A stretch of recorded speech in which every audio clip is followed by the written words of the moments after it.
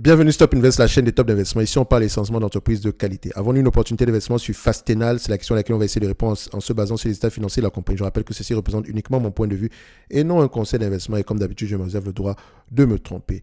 Donc, on va aller droit au but. Allez regarder les marges, les revenus, etc. Watchlist cette compagnie. Premièrement, ok. Je ne vais pas, c'est la première fois que je mentionne cette compagnie ici sur la chaîne, d'accord? Donc, je vais aller droit, je ne vais pas passer par ce que je raconte souvent d'habitude, à savoir les revenus, les marges, etc. Je prends un raccourci direct. On va parler d'évaluation une fois, ok? Comme je l'ai dit, elle mérite avoir une place dans n'importe quelle watchlist. Mais est-ce que cette compagnie-ci est intéressante au prix actuel? On me demande de payer 56,24$ pour une compagnie qui a le potentiel de rapporter à peu près combien en termes de bénéfices nets aux alentours ici de 2025. Donc j'ai ajouté une petite croissance ici. En termes de bénéfices nets sur les 12 prochains mois, c'est à peu près 2$ l'action. Donc on me demande de payer à 56$ quelque chose qui pourrait me rapporter 2$ par action jusqu'à la fin des temps. S'il n'y a pas de croissance, si les marges restent actuellement, si les marges restent à ce niveau-ci et que les multiples restent à ce niveau. 3,55%. Est-ce que c'est intéressant? Non, pas du tout. Nous, on cherche à peu près du 8% par là. C'est ça qu'on veut. OK? Donc, on me dit, OK, tu n'es pas content. En 2028, regarde quand même, en 2025, ici, c'est une entreprise qui peut te rapporter 2,28$ par rapport à ton prix actuel. C'est quand même mieux que le 3,35%. Est-ce que c'est donc intéressant pour moi en date d'aujourd'hui? 4%. 4%, je veux dire, je ne trouve pas ça intéressant. D'accord?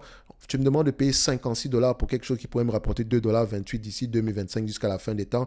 OK, mais ça représente juste 4%. Moi, je cherche du 8% parce que le marché paye, le marché en lui-même ici peut te donner à peu près, quand tu investis sur S&P en moyenne, hein, on paye aux alentours du 6,67% ici. Je pense que j'avais déjà parlé de ça ici. Je pense qu'il s'échange à 16, 17 fois, entre 15 et 16 fois les bénéfices par là. Donc, j'ai pris 15 ici. Donc, je cherche à peu près du 6,67%. Pourquoi est-ce que tu veux que j'aille payer pour 4% de rendement? Ça ne m'intéresse pas. Donc, si je cherche au moins 6,66%, c'est-à-dire que je veux au minimum 8%. Petite croissance inclue, bien sûr. Donc, c'est-à-dire que dans un environnement normal, d'accord, cette compagnie qui pouvait rapporter à peu près 2,28$ ici, si on me la propose, ça fait un rendement de 8%, c'est-à-dire que le rendement de 8% revient à dire que je paye 28,50$ pour cette compagnie-ci. Là, ça pourrait m'intéresser. En date d'aujourd'hui, Fastenal au prix actuel, non, non, non, non, non, non, non. Il y a trop d'hypothèses de croissance inclus dans cette entreprise ici en date d'aujourd'hui. Et ça, je n'ai même pas pris en considération la dette ici, qu'elle n'a pas une énorme dette. Donc, on peut même pardonner de ce côté-là. Elle n'est pas endettée du tout. OK? Donc, pourquoi est-ce que je vais payer 30 fois les bénéfices pour une entreprise pareille? C'est vrai qu'elle a l'habitude de faire croire que ses bénéfices ici, année après année, rachat d'actions, etc., blablabla. Bla, bla, bla. Mais je veux dire, est-ce que, entre-temps, le futur étant incertain, est-ce que je vais m'amuser à aller payer cette compagnie ici au prix actuel? Moi, perso, je dirais non. Je ne paye pas ce prix actuel-là. OK? C'est 30 fois les bénéfices, c'est trop élevé pour cette compagnie-ci. OK? Idéalement, je dis bien idéalement, pour commencer à réfléchir sur cette compagnie-ci, il faut me la vendre à peu près aux alentours de 40$ l'action. Ça, c'est pour aujourd'hui. Et là, je commence à réfléchir à peine. OK? Parce que mon rendement à 40$ est de 5%. OK? Moi, je cherche du 8%. Donc, peut-être qu'à 40$, je pourrais réfléchir, mais pas à 2 points, pas à 56$ pour 2,28$ l'action. Mais, attention, ça reste une excellente entreprise à avoir en watchlist. Si vous arrivez à la choper à un prix intéressant, home run. OK? Donc, à partir de 20$, commencez à y réfléchir. Si vous arrivez à l'avoir aux alentours de 20$ ici, commencez à peu près à réfléchir à prendre une position. OK? Donc, la dernière fois qu'on nous a proposé un prix pareil, c'était aux alentours ici de 2018 par là, un tout petit peu vers 2020. Voilà. Entre 2015 ici et 2018, on a à peu près eu la possibilité de l'avoir à 20$ plusieurs fois. Donc, je ne vais pas payer le prix actuel. Ceci n'est que mon point de vue et non un conseil d'investissement. Je peux également me réserver le droit de me tromper. Et n'oubliez pas, dans la description de la vidéo, ici, vous avez le lien vers le service Top Premium où on a présentement une promotion sur les formations actuelles et celles à venir. OK?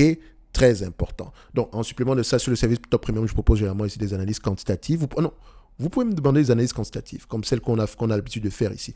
En supplément de ça, et j'appelle ça analyse quantitative, vous savez que nous, l'analyse fondamentale, c'est le quantitatif plus le qualitatif. OK? C'est ce qui égale analyse fondamentale. Donc, après que l'entreprise nous a intéressé du point de vue quantitatif, on va lire les rapports financiers pour comprendre pour avoir à peu près le raisonnement derrière ces chiffres-là. D'accord?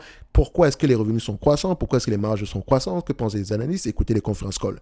C'est ce que je fais sur les analyses, les notes d'analyse. Donc, moi, je lis les rapports financiers, j'écoute le conférence call et je vous présente à peu près 2 notes d'analyse concernant les entreprises qui, moi, me semblent sous-évaluées. Ça ne veut pas dire qu'on prend, on achète bêtement. Non, on lit les rapports financiers pour se faire son propre avis. Parce que le but ici, à la fin de la journée, c'est de faire de vous des investisseurs indépendants et non dépendants. D'accord? Donc, c'est peut-être le but des formations thématiques ici, parce que je pense que dépendamment du secteur d'activité, on va analyser de différentes manières. D'accord? Qu'est-ce qui drive la croissance ici dans le segment industriel ou bien au niveau des entreprises dans le secteur de la santé ici? OK?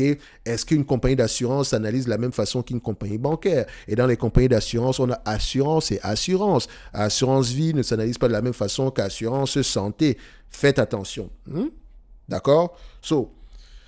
On va aller plus loin que ce qui est généralement proposé ici. OK, donc n'oubliez pas, chacune de ces vidéos-là, il y a des masterclass. Donc, c'est-à-dire que si j'ai appris à peu près à comment analyser une banque ici, on applique en temps réel. Enfin, quand il était en temps réel, avec un exemple réel palpable. C'est-à-dire qu'on prend une entreprise qui paraît sous-évaluée ici aujourd'hui et on essaye à peu près de l'analyser en prenant en considération ce qui a été appris, ce qu'on a appris dans la formation. Donc, si on pose la question ici, c'est quoi la taille de la banque? On va aller regarder ici pourquoi est-ce que c'est important de ne pas comparer toutes les banques. Toutes les banques ne se valent pas. En fait, on les compare ici dépendamment de leur taille. Donc, les banques ici se comparent par rapport à la taille des actifs. OK? Donc, je ne vais pas comparer BNP Paribas et une compagnie comme Goldman Sachs. C'est pas la même chose. Ah oui, ce n'est vraiment pas la même chose. D'accord? Pas la même chose. Je peux comparer du BNP peut-être ici avec JP Morgan. Et ça, je prends 2 entités qui sont dans 2 pays différents. La régulation ici peut jouer. Bref, on s'arrête là.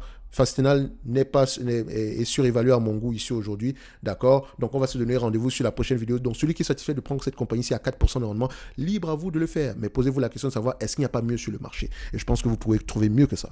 Donc, on se dit à bientôt. Likez, commentez et on se dit, voilà, on se donne rendez-vous sur la prochaine vidéo. Merci.